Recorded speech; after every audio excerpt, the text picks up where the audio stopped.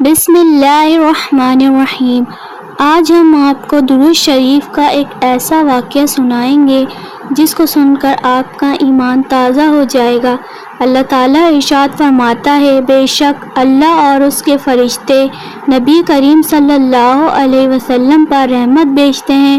اے ایمان والو، تم بھی ان پر درود اور سلام بھیجو۔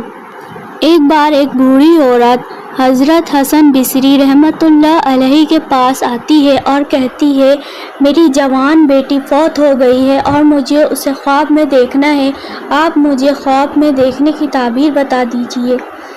حضرت حسن منع کرتے ہیں کہ آپ انہیں نہیں دیکھیں، لیکن اس بوڑھی عورت کے بہت اصرار کے بعد وہ انہیں اسے خواب میں دیکھنے کی طریقہ بتا دیتے ہیں۔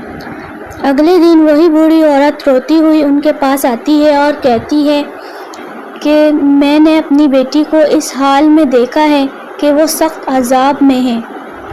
کچھ ٹائم بعد حضرت حسن بصری رحمۃ اللہ علیہ جب سو رہے ہوتے ہیں تو ان کے خواب میں ایک جوان لڑکی جو جنت کے باغوں میں ٹہل رہی ہوتی ہے، انہیں دیکھتے ہیں تو کہتے ہیں، تم کون ہو؟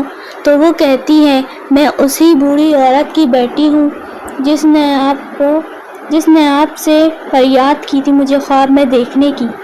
تو حضرت حسن بصری رحمۃ اللہ کہتے ہیں کہ اس کے بقول تو سخت عذاب میں تھی، لیکن جنت میں کیسے پہنچی؟